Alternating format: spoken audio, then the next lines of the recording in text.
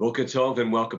Today's program is brought to you by the Zionist Rabbinic Coalition, which is a coalition of rabbis from all denominations committed to promoting Jewish unity and peoplehood through constructive engagement between the Jews of Israel and of the diaspora. Today's program is one in a series of ongoing discussions that we've had as we welcome you to check out our website, zionistrabbis.org, either to join or to learn more about how you can become a part of our growing movement. Please know that this meeting is being recorded. It will be posted to our website. We are on video, so everyone will be able to see each other and communicate as well. Our guest today is Israel's Minister of Diaspora Affairs, Omer Yankelevich. She was elected to the 21st Knesset as part of the Blue and White Party coalition, and she is the first Haredi woman to serve in the Israeli cabinet. Prior to being elected to the Knesset, she received her law degree from Ono Academic College and also had studied previously at Rabbi Wolf Women's Seminary in Bnei Brak. As a teenager, she taught Hebrew and Judaica in Russia and Ukraine. She's a co-founder of Rak Hitchanu, an organization which sponsors social initiatives to help integrate peripheral and marginalized populations in Israel, with a special emphasis on the Haredi sector. This past November, Minister Yankelevich decided to develop a means for a formalized process of consultation between the government of Israel and the Jewish world on matters pertaining to the Jewish people. And so our format for today is going to be, I'm going to present a couple of opening questions to Minister Yankelevich, who will then share some opening remarks responding to the questions I'm about to ask. And then she's going to open it up and wants to hear from you, from rabbis.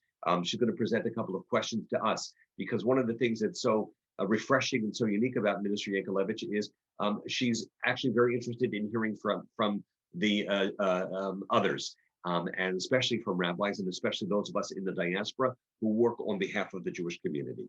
So with that, Minister Yankelevich, I want to start. There are two primary questions. I'm going to stick a third one in though, Tracy, just a quick one, and that's why the Minister of Diaspora Affairs? I mean, when you got into the government, I assume that was a choice that you wanted to make. Why that? And then the questions I want to pose to you have to do with this proposal that you have brought about, which has to do with the consultation with the Jewish community of the diaspora, which is a brand new concept, and I'd like for you to speak about that. So first, why the diaspora affairs, and then what is it you hope to achieve with this proposal? And then I'll follow up with one more question before we open it up. I will start with a few words, and then if you have questions, please ask me, okay? So first of all, shalom lekulam. It is such a pleasure to be here with all of you today. As rabbis of congregations across America, I appreciate all of the important work all of you do to strengthen Jewish identity and community and the relationship between Israel and American Jewry. I see us as natural partners with a shared mission and vision. The message that I come with it is that the Jewish people are a part of one family, one nation, with a shared legacy, texts, and set of traditions, but perhaps most importantly, a shared future and a common destiny. This message allows us to look beyond our differences and challenges and come together with a desire to be in relationship and make our people and our world stronger and more united. As a Minister of Diaspora Affairs, I see it as my shlichut to build a mutual and ongoing conversation between Israel and the government in Israel, the society, and the Jewish community around the world. With that in mind, my focus now is in formalizing this dialogue through building a framework for official consultation between the government of Israel and Jewish communities around the world. And we believe that as the Jewish nation state, Israel has a responsibility and obligation to listen to the needs and concerns of the world Jewry, especially when making decisions that directly impact the Jewish communities in the diaspora. Our goal is to ensure that the voices of world Jewry are heard, understood, and appreciated within Israeli government and society. This represents a significant shift in Israel-diaspora relationship. Our aim is that this process is both a productive and positive effort on all sides. As such, it must be moved forward accurately and thoughtfully. And I look forward to the discussion where this process stands during the call. And this is for me, it is very important. It's part of the mission. Additionally, my office looks to support Jewish identity building through investing in Jewish informal and formal education. It is important for us to listen and take direction from you as leaders on the ground, engaging with the Jewish students, families, teachers, and community members every day. In the end, this is the field. So I look forward to hearing from you about where you see challenges and where you see opportunities and ways for us to work together. So with that said, I turn it to you, Rabbi Weinblatt, to lead us in the discussion. And if you asked me already questions, so I'm sorry I missed it. So please feel free to ask me again. That's So fine. that So thank you. So Minister Yankelevich has come up with this proposal for a consultative body with Jews of the diaspora on issues that would be affecting the Jewish community. And in just a few moments, she's going to open it up to us to hear some of your reactions and things like that. Before we do that, let me just ask one other question, if I may, and that is, our discussion today is very... I would like, if you ask me before a question about the consultation body, I would like to give you a little bit more, to get a little bit deeper into it if you want, for sure. Yes, yes. So the question was a little bit about the consultation. So I will take another 2-3 moments. Okay. To explain it, please. So I'm saying that recently we completed a roundtable process with the Jewish groups around the world regarding the who, what, when, where, and how. Of the consultation. We are continuing the discussion with groups such as yours. From this process, my team put together insight and recommendation, which became a work plan for us. And we are now focused on formalizing consultation within the government of Israel through several angles. So I will give you maybe four angles.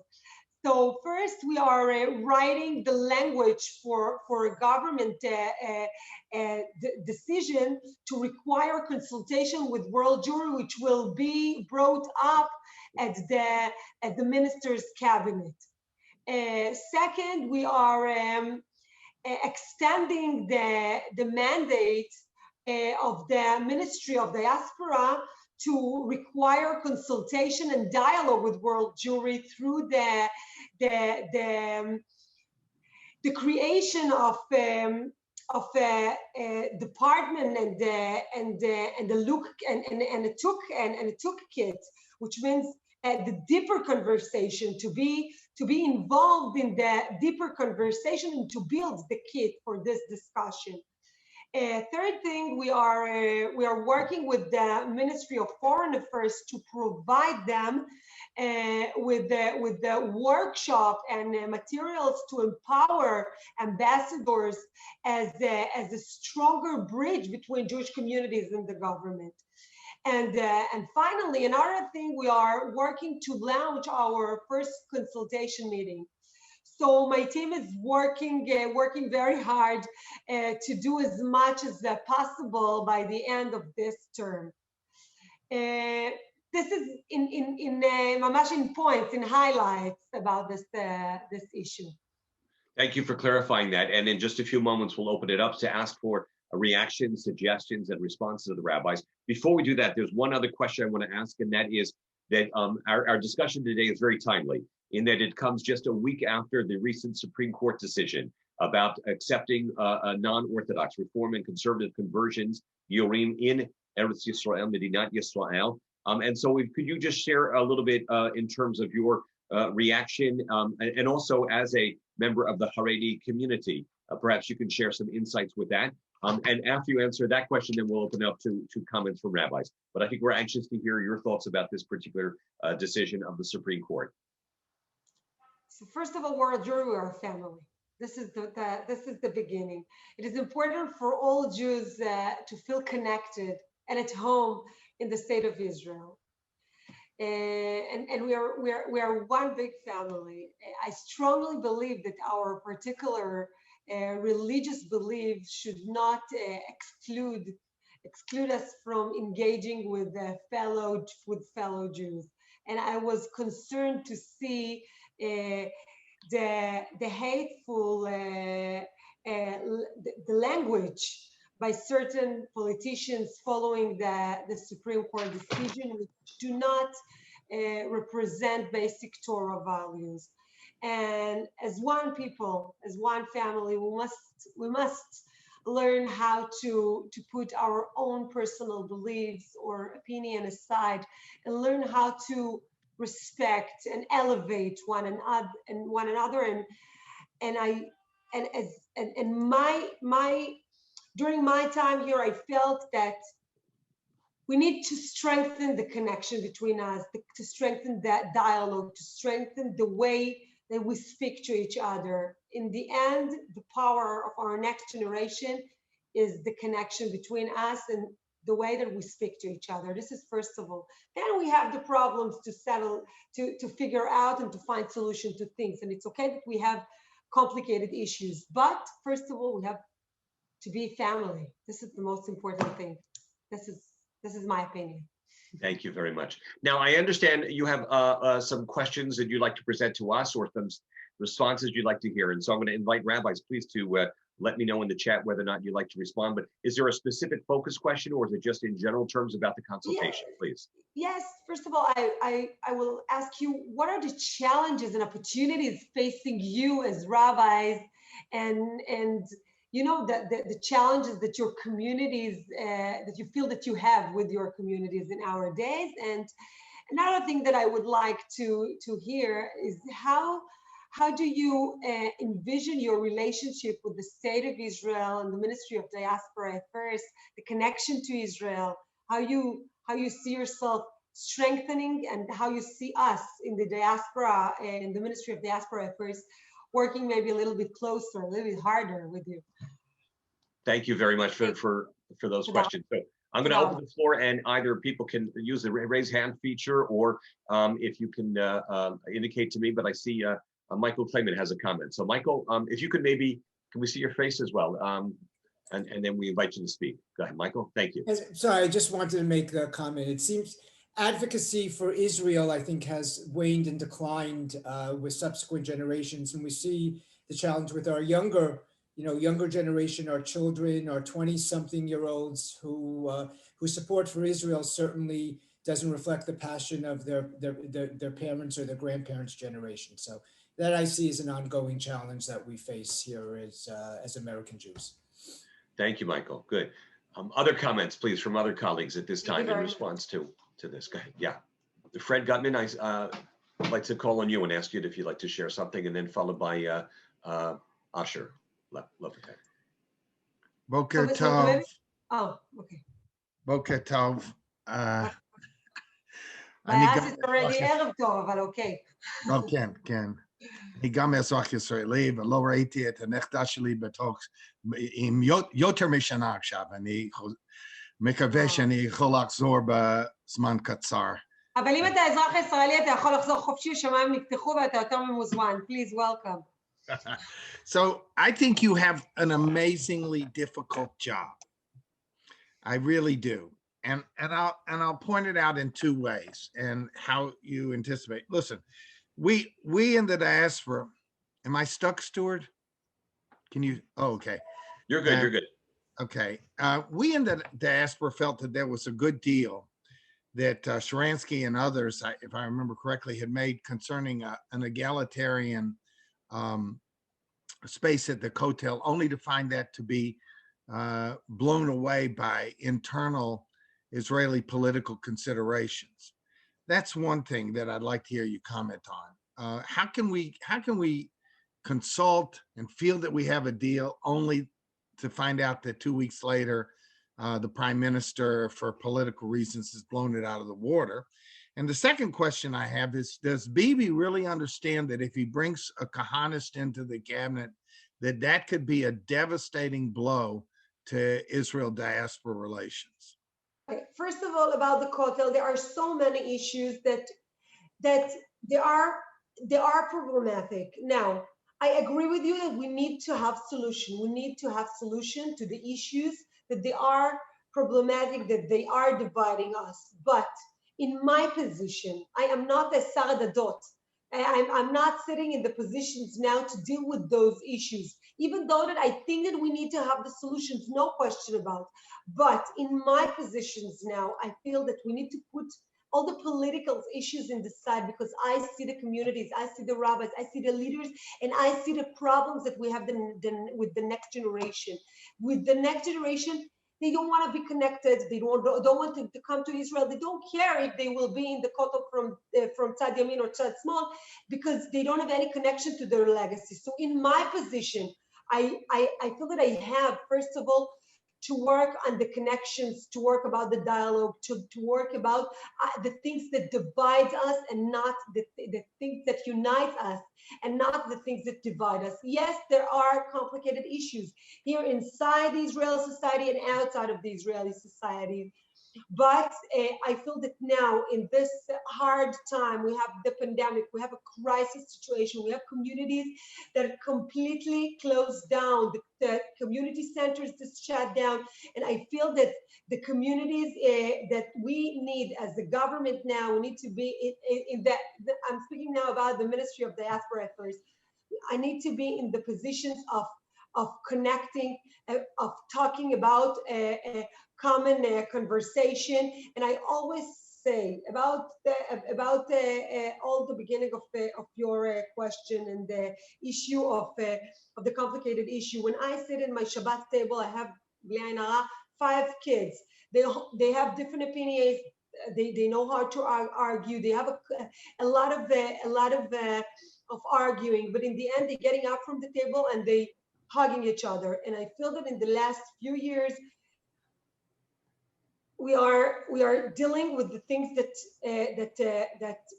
dividing us, and this is the issue, the most important issue. And I feel that the next generation, the new generation, need to hear a little bit different music about Ben Gvir. You speak about Ben Gvir, right? The question is about Ben Gvir.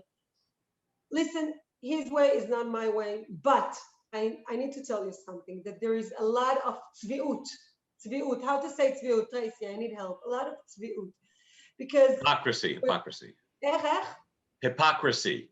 Yeah, because when you speak about the Meshutefet, when you speak about people that they are Tomchei Terror and they allowed to be in the Knesset, and then you speak about Kahana, about Ben Gvir, and he and we have in the end, my point that his way is not my way, but this is the Knesset, and in the Knesset there is a space and place for, it's a democracy, and there is a place, as far as I see, for the a voice for the society בארץ ישראל, ולא, איך אומרים, לא צריך פה צביעות. Thank you. I think we understood that. I'm going to go to Asher in Detroit, and please, others, let me know through a chat. We have to speak a little bit Hebrew, לא יעזור לאף אחד כלום. We have to speak Hebrew, בסוף this is our language. אני מסכים איתך. אשר, בבקשה. תודה רבה, זה באמת כבוד גדול בשבילנו להיות איתך, ואני מקווה שזה התחלת הקשר, או זה המשך הקשר שאנחנו יכולים לייצר עם אחינו ואחיותינו בארץ. So, but is anyone going to call out the Haredi community? I mean, I'm an Orthodox Jew, I'm a modern Orthodox Jew. I'm even on the liberal spectrum of modern Orthodoxy, but I mean, it's painful. It's painful every single step. So it goes from flaunting and violating COVID laws to this rumor, maybe they're false, about Haredim being able to get back to Israel where other people are not initially. And then it goes to this commercial with the dogs and the kippot, you know, are there any leaders in the Haredi community who are standing up and saying this is not acceptable? And are there any politicians in Israel that are really willing to stand up to that? And I just think, I don't know if Israelis realize how painful it is and how much it's pushing buttons in the Jewish community in America. First of all, I will say one sentence. I agree with you. It's complicated, but you have to realize another thing. What you hear and the media is very, very, very not honest. In the end, the media takes all the time the radical part of this society and put them in front of the בחזית, בקדמה. And in the end, the mainstream of the Haredi community, they are keeping law, and they have they have a common sense, and they kept all the hanchayot, and they were not מדביקי corona. But the media is starving to take all the by the way, it's all the marginalized society. It's also against women. This is the conversation. The conversation is all the time conversation of hate and conversation of kituv. So I'm not saying there are problems in all the communities. There are problems also with the Haredi community. I'm not speaking on behalf of the member of the Knesset from the ultra-Orthodox community or the Haredi community, but I want to tell you that I am going around the Haredi community, and I have to tell you that there are a lot of so many good things, but nobody speaks about them, and nobody speaks about the Shomrei Chukim and those who's keeping the rules and those who's fighting to be, in the normal society, and to work and to be part of the civilization and to go to academia and to go to the work. Well, this is my fight. What do you think my fight in the Knesset and before the Knesset is to take the marginalized society as Haredim, but as Bedouin, as Druzian and Ethiopian, and to give them opportunities and tools to be part of the society, because it's impossible to sit in the middle of Tel Aviv and to say everyone has to be like me. This is radical. It's not plural. It's not a pluralism to sit in Tel Aviv and to say everyone needs to be exactly like me. No, you need to be Haredi, to keep some your values and to keep some your faith and to be Haredi, but to be part of the society. So go and study and go and learn. But when they want, but a Haredi woman, when she wants to go to academia and she has one request, give me opportunity to study in separate classes, because I just finished Bet Yaakov and it's hard for me to go now to the world and to sit with the men in the same classes. So then all the women, Irgunei Anashim, the women organization jumping out and saying, no, it's impossible to give the women opportunity to learn in a separate classes. Why? She needs to keep on her values. Give her the opportunity to be a doctor, to be a lawyer. I'm not asking you to take the university in Tel Aviv and to separate the classes there. No, I'm just asking you in Bnei Brak to give her opportunity, because she needs to keep her on her values. She needs to stay authentic and as ethnic as she is, because this is the beautiful of the Israeli societies, and this is the beautiful of marginalized society, to give them the opportunity to stay as special as they are, but to give them tools and opportunities and equals right to be part of the society. And the media, by the way, they just smelling blood. They smelling blood. Wow, thank you. I think it certainly is, in so many respects, you form a bridge between different communities, as you are with the diaspora, also helping us to understand a little bit better aspects of the Haredi community. One of the things you asked about was in our communities, what's happening. You know, when Naftali Bennett had preceded you as a Minister of Diaspora Affairs, he had once asked a similar question, what is our biggest challenge? And I answered in one word, and perhaps my colleagues would agree. To me, the biggest challenge is soccer. Kadurregel. And what I mean by that is as a metaphor for the temptation I understood. of the hipolelut, ve'adishut, and how do we make Judaism more central, more focused, more part of their lives? For us as rabbis, there's a term we use here in America called inside baseball. In other words, that this is something that we get into these specifics, the nitty gritty. But at the end of the day, the bigger issues really have to do with how to connect people, young people, and so on. And when we talk about, as one of the colleagues, Michael, mentioned earlier, the distancing of young people, in many respects, is not just a distancing from Israel, it's a distancing from Judaism. And that's part of our challenge. And maybe one of the questions that was sent to me to share with you was, and I know you're interested a little bit more in comments, so I'll see if any other rabbis have anything like to add to this. But, are there ways that the Ministry of Diaspora Affairs can help us to together build that Jewish identity? And I guess one of the subtopics about the issue of the struggle about the conversion and other things are that it becomes a distraction. I mean, we all know those are not really the most important critical issues. They're not that, however, they become a distraction in so many ways. And so at any rate, that's my comment about that. I see Fred has a comment. Fred, please jump in. And then if anyone else wants to say anything, we have time for one or two more comments. So please be sure to let me know. I'll be happy to call on you. But I saw Fred. So Yeah. go, Fred. Yes.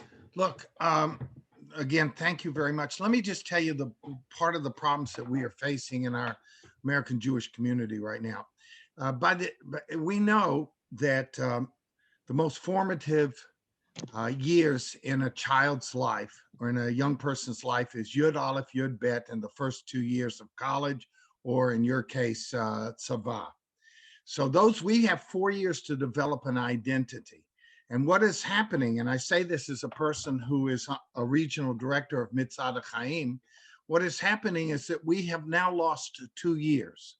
And this is a very serious problem due to COVID. In our congregation, I usually have about 80% of my kids that by the time they finish Yud Bet have gone to Israel. For last year and this year, there's almost no one going because of COVID. So this is a real serious problem. So here, and I'm willing to, send you my email, and it's not just a March of the Living, but others as well.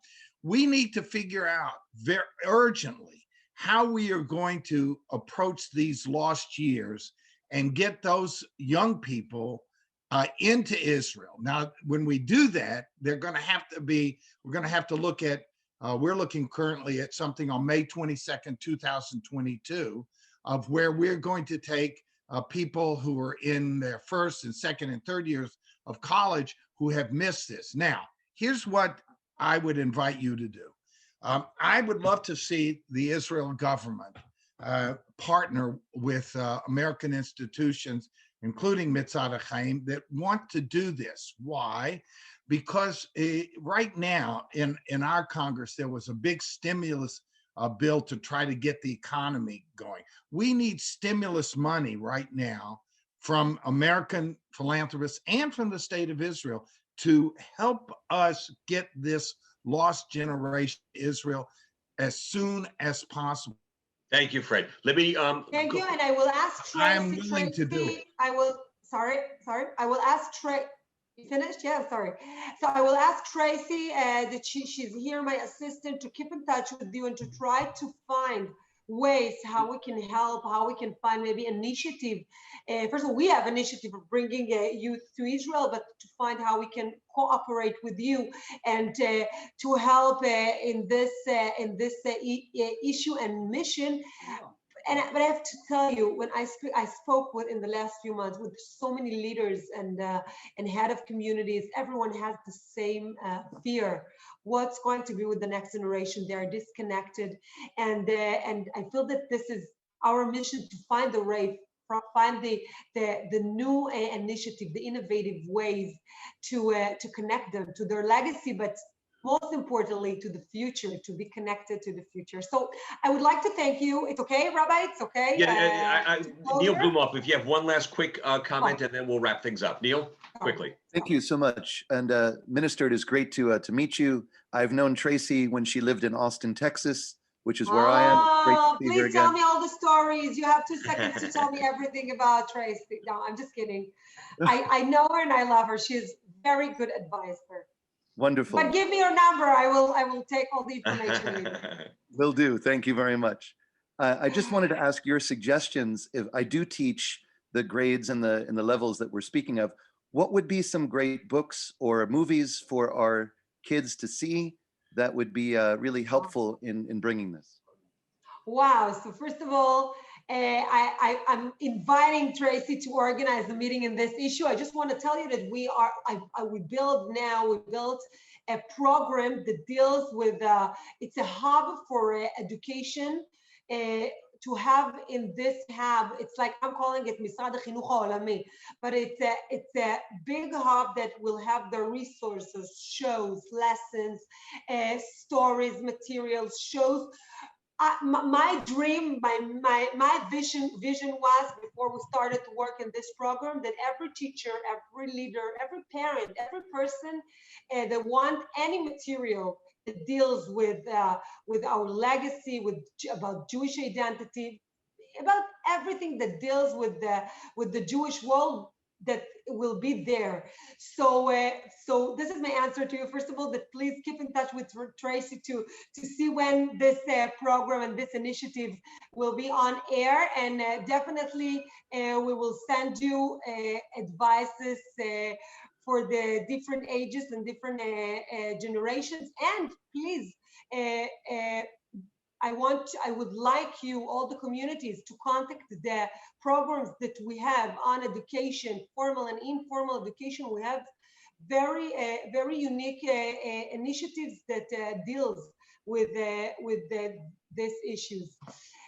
So thank you. Let me very, thank very you, much. Minister Yakelevich, for your time, but not just for your time, but for the way in which you've approached things. First of all, as I said at the outset, you are interested in hearing and listening and truly helping to do what this organization was formed to do, which is to build that bridge between Israel and the diaspora, to constructively engage. We love hearing your ideas as well as your energy and your passion. I understand, of course, you're not going to be standing for election again, but please make the promise to us that you will remain committed to working on these issues, because we need to hear your voice. Thank you. Thank you very much. So thank you, all of you, for this conversation today. It was inspiring for me. I appreciated learning about your communities and hearing your perspectives. I hope that this was only the start of an ongoing conversation and the continued work we have to do together. We have a lot of opportunities, and I would be happy to follow up individually with each of you and your communities. In the meantime, please know that I see myself in the time that we have as your address within the government of Israel now, and my door here is always open to you. And I will tell you that in which place that I will be, Bezrat Hashem, I will be committed to the mission and the work. And we never know. In the end, if I believe, אנחנו אנשים אמוניים, so I believe that if I need to be in politics, I'll be here back. So I'm wishing you all and your families and your communities, first of all, health, a lot of health, and the opportunity to gather in person, whether in your community or here in Yerushalayim, Bezrat Hashem, in the coming days. Toda rabba, and please keep in touch with us. Thank you. Toda. Thank you, everyone, for joining us, and we look forward to keeping an eye on your email and our website for other upcoming programs sponsored by the Zionist Rabbinic Coalition. If you're not yet a member, please feel free to join us. And again, thank you, everyone. Have a good day. Fantastic.